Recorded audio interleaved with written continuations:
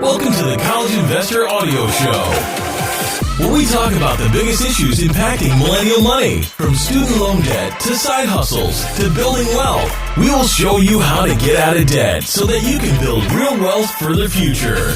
Budget before you borrow.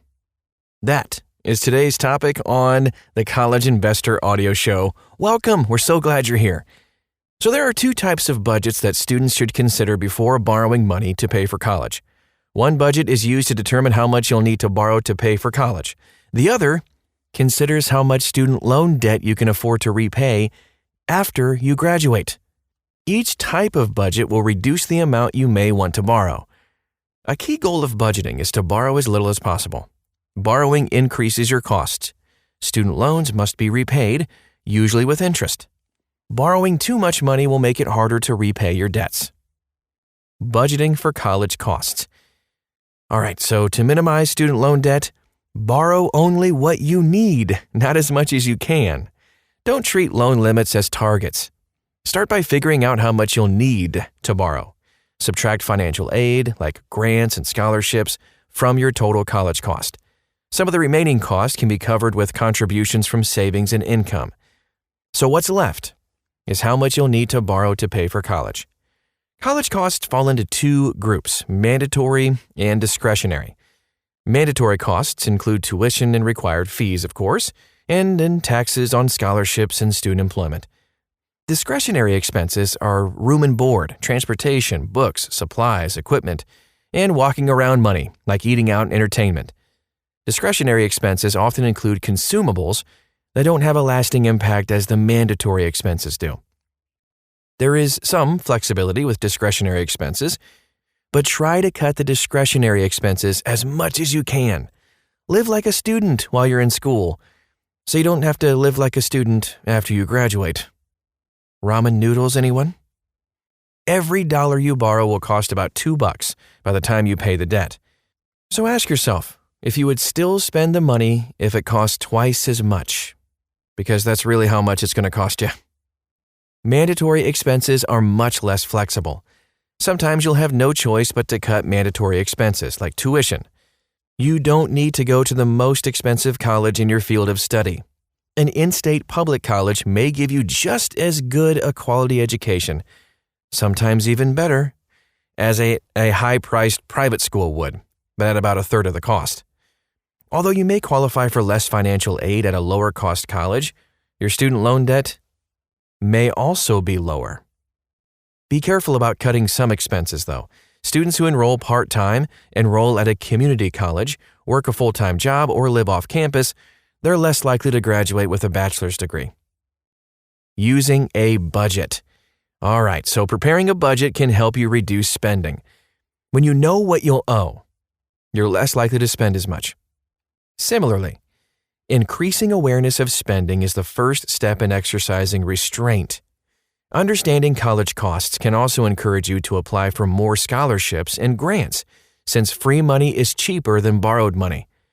Track your spending in each category by getting receipts for every expense. Record the expenses in a spreadsheet or personal finance software like Mint.com or Quicken. Calculate totals for each category at the end of the month and compare them with your budget. Just knowing that you spent too much money in one category will help you hesitate to spend too much in that category in the future. There are other psychological tricks that can help you limit spending too. Paper or plastic is not just a question asked at grocery stores at times. It also concerns whether you use cash or credit to spend money. Paying with plastic feels the same, whether you're spending $5 or $500. Paying with cash, on the other hand, sometimes makes it feel like you're spending real money. Makes it a little bit harder to dish it out. So that's why some students try a cash in envelopes approach, where each discretionary budget category has its own envelope. When the money in that envelope is gone, it cannot be replenished until the start of the next month. The spending must necessarily end. The one time you should procrastinate is when it comes to spending money. Try to build in delays when spending money, especially on big ticket items. Wait a few days before buying something to see if you actually need it. The delay helps you resist the immediate impulse to spend money, by distancing you in time and space from the object of your desire. Do you really need to spend the money? If you do need it, do you need to buy it now? Can you save money by buying it used? All relevant questions to ask. Now let's talk about budgeting for repayment. In addition to budgeting on college cost, you should also consider your ability to repay your loans after you graduate. Don't borrow more than you can afford to repay. If you borrow too much money, you may get into financial trouble. You can get trapped in a cycle of debt, never being able to pay off your student loans, forcing you to borrow more for other expenses. Defaulting on your student loans can ruin your credit, making it difficult to get a credit card, car loan, or mortgage.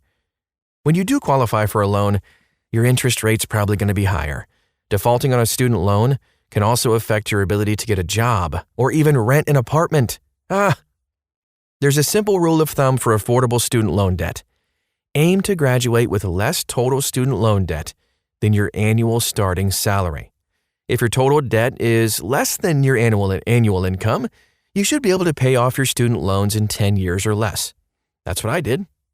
This rule of thumb is the equivalent of having monthly student loan payments on a 10-year repayment term that are less than 10% of gross monthly income. Your monthly student loan payment will be about 1% of the loan balance when the loans entered repayment. For instance, I graduated and got a job right away for $33,000 annual income. I was able to pay off my loans in 8 years. So that's just one example of how you can do this. Estimate your student loan debt at graduation by multiplying your first year student loan debt by 4, and then add 20% to cover the impact of loan fees and the interest that accrues during the in-school and grace periods. You can estimate your starting salary based on your academic major by using some websites like payscale.com's College Salary Report or salary.com, U.S. Bureau of Labor Statistics, or even the U.S. Census Bureau's Post-Secondary Employment Outcomes Explorer, that's a mouthful, and even the U.S. Department of Education's College Scorecard. You can see links to all of those at thecollegeinvestor.com. Copy and paste the title of this podcast into the search bar. You'll find it. If student loan debt will exceed your annual income, you're going to struggle to repay your loans in 10 years. Try to find a way to borrow less. Otherwise, you'll need an alternate repayment plan, such as extended repayment or even an income-driven repayment, which reduces the monthly student loan payments by increasing the term. But increasing the term will increase the cost of your loans. Even if your student loan debt is in sync with your income, try to pay them off as quickly as possible. Pay more to pay less. Okay, so choosing the repayment plan with the highest payment you can afford is going to save you money on interest and pay off your loans quicker. Pay extra to pay less. Make extra payments on the loan with the highest interest rate, which might not be your student loans, but maybe even your credit cards. This is going to reduce the weighted average interest rate on your debts and save you the most money. You can also save money by signing up for auto pay or auto debit, where your student loan payments are automatically transferred from your bank account to the lender. Not only are you less likely to be late with a payment, but you also might save a little bit of money. Most lenders will provide a small discount, like 0.25% or even 0.5% interest rate reduction as an incentive. That's going to add up over time.